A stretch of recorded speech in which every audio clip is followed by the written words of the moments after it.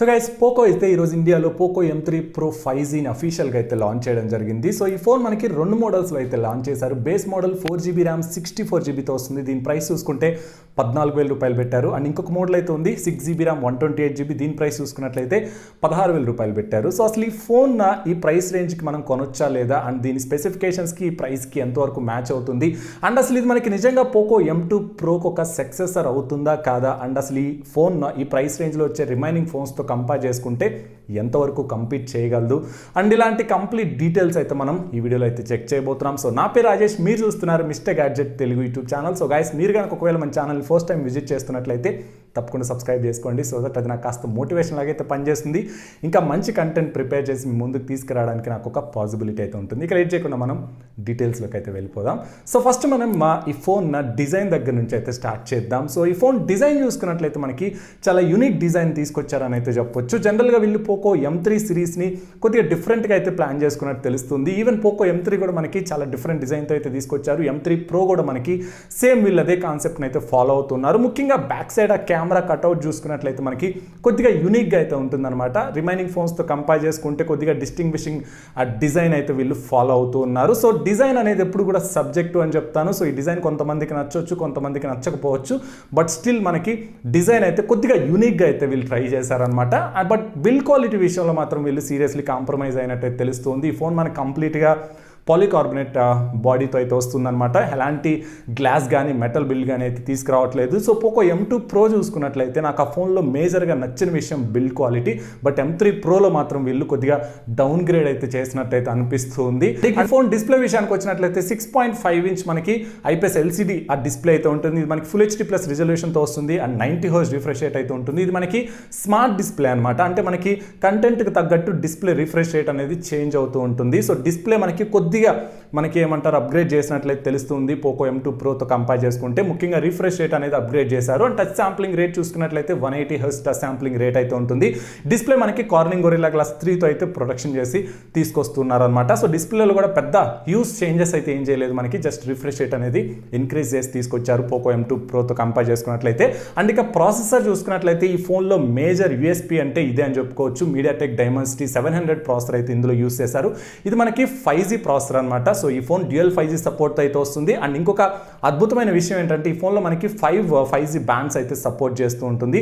So జనరల్గా కొన్ని even flagship ఫోన్స్లో కూడా మనకి కేవలం 2 5G బ్యాండ్స్ మాత్రం ఇస్తూ ఉన్నారు. బట్ వీళ్ళు మాత్రం 5G బ్యాండ్స్ అయితే ఈ ఫోన్లో సపోర్ట్ అయితే ఇస్తూ ఉన్నారు. అండ్ ఇది ప్రాసెసర్ చూసుకున్నట్లయితే మనకి 7 nm మీద బిల్డ్ అయిన ప్రాసెసర్. తప్పకుండా ఇది ఒక మంచి పర్ఫార్మెన్స్ ఓరియంటెడ్ ప్రాసెసర్ అని చెప్పుకోవచ్చు. స్నాప్డ్రాగన్లో చూసుకుంటే around Snapdragon 732G range performance అయితే మనం ఈ ప్రాసెసర్ నుంచి అయితే ఎక్స్పెక్ట్ చేయొచ్చు. తప్పకుండా ఈ ప్రైస్ రేంజ్కి ఇది ఒక మంచి ప్రాసెసర్ అని చెప్పుకోవచ్చు. సో ప్రాసెసర్ కూడా మరి హ్యూజ్ అప్గ్రేడ్ అని అయితే చెప్పలేము. పోకో M2 Proలో మనకి స్నాప్డ్రాగన్ 720G ప్రాసెసర్ ఉంటుంది. సో దాంతో కంపేర్ చేసుకుంటే ఒక 10% ఇంప్రూవ్మెంట్ అయితే మనం చూడొచ్చు ప్రాసెసర్ పరంగా చూసుకున్నా కానీ. ముఖ్యంగా 5Gతో అయితే రావడం ఇది ఒక చిన్న అప్గ్రేడ్ అని అయితే చెప్పుకోవచ్చు అనమాట పోకో M2 Proతో కంపేర్ చేసుకున్నట్లయితే. అండ్ ఇక కెమెరా విషయానికి వచ్చినట్లయితే ఇందులో మనకి back side triple camera setup అయితే ఉంటుంది. అందులో యూస్ చేసిన మెయిన్ సెన్సార్ చూసుకున్నట్లయితే 48 మెగాపిక్సెల్ సెన్సార్ అయితే యూస్ చేశారు. ఇది మనకి 1.79 అపర్చర్తో వస్తుంది.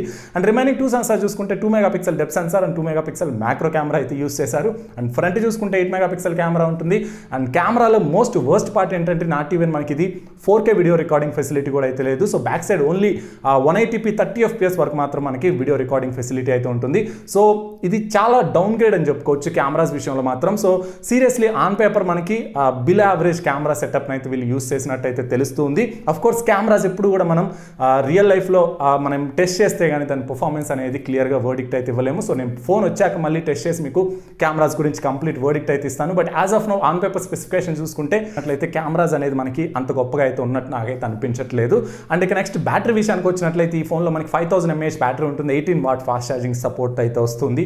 సో ఇది కూడా ఒక మేజర్ డౌన్ గ్రేడ్ అని చెప్తాను. సో పోకో M2 Proలో మనకి 33 వాట్ ఫాస్ట్ ఛార్జింగ్ సపోర్ట్ అయితే ఉంటుంది. బట్ ఈ ఫోన్లో కేవలం 18 వాట్ ఫాస్ట్ ఛార్జింగ్ సపోర్ట్ అయితే తీసుకొస్తున్నారు. ఈవెన్ మనకి తక్కువ రేట్లో వచ్చే ఫోన్లో కూడా 18 వాట్ ఫాస్ట్ ఛార్జింగ్ సపోర్ట్ అయితే ఉంటుంది. బట్ వీళ్ళు ఈ ఫోన్లో కేవలం 18 వాట్ ఫాస్ట్ ఛార్జింగ్ సపోర్ట్ ఇవ్వడం అనేది లిటరల్లీ ఒక డౌన్ గ్రేడ్ అనేది నాకైతే అనిపిస్తుంది. అండ్ ఇక కొన్ని మిస్లీనియస్ ఫీచర్స్ గురించి మాట్లాడుకున్నట్లయితే ఇందులో మనకి ఐఆర్ బ్లాస్ట్ ఉంటుంది, 3.5 హెడ్ ఫోన్ జాక్ అయితే ఉంటుంది, అండ్ మనకి సైడ్ మౌంటెడ్ ఫింగర్ ప్రింట్ సెన్సార్తో అయితే వస్తుంది, హైరస్ ఆడియో సపోర్ట్ కూడా అయితే ఉంటుంది. సో ఈ ఫోన్ మనకి ట్రిపుల్ కార్డ్ స్లాట్తో అయితే రావట్లేదు, మైక్రో ఎస్డి కార్డ్ స్లాట్తో అయితే వస్తుంది. ఇద్దరు మనం 2 సిమ్ కార్డ్స్ లేదా ఒక సిమ్ కార్డ్ ఒక మెమరీ కార్డ్ పెట్టి మెమరీని అయితే అప్ టు 1 TB వరకు ఎక్స్పాన్షన్ అయితే చేసుకోవచ్చు. అండ్ ఇంకొక చిన్న హైలైట్ ఫీచర్ ఏంటంటే ఇందులో మనకి స్టోరేజ్ చూసుకున్నట్లయితే UFS 2.2 స్టోరేజ్ అయితే వస్తుంది.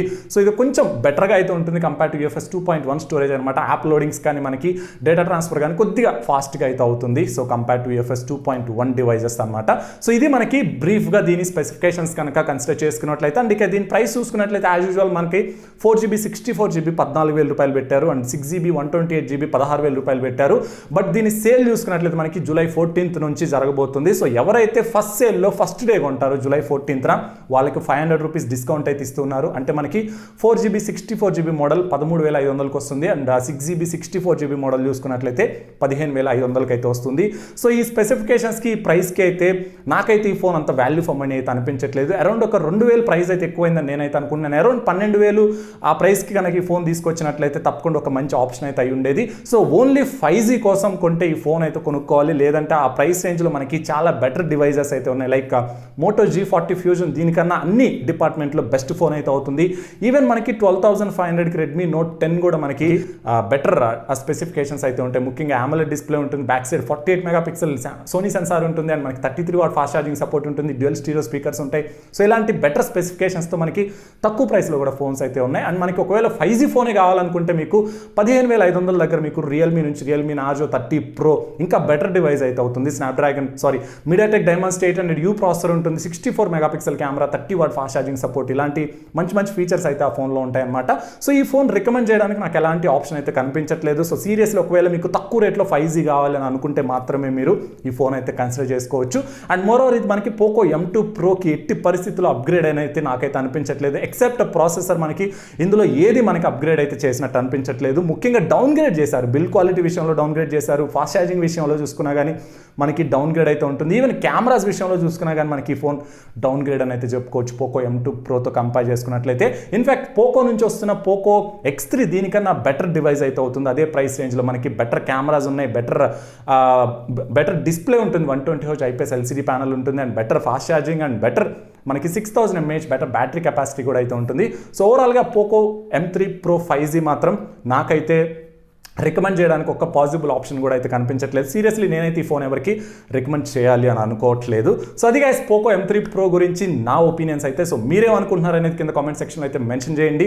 సో పోకో ఫ్యాన్ బాయ్స్ ఎవరైతే ఉంటారో మేబీ వాళ్ళు నా డెసిషన్తో అయితే ఏకీభవించకపోవచ్చు, but still fact is always fact అనమాట. సో నాకైతే ఈ డివైస్ అయితే ఆన్ పేపర్ చూసుకున్నట్లయితే అంతగా అయితే నచ్చలేదు, బట్ స్టిల్ నేను ఈ డివైస్ అయితే తెప్పిస్తాను, తప్పకుండా దీనికి సంబంధించిన రివ్యూ అయితే చేస్తాను. సో అప్పుడైతే మళ్ళీ ఒక లుక్ అయితే వేద్దాం ఈ ఫోన్ పర్ఫార్మెన్స్ ఎలా ఉంటుంది అనేది రియల్ లైఫ్లో. So for this video guys, thanks for watching. This is Rajesh signing off.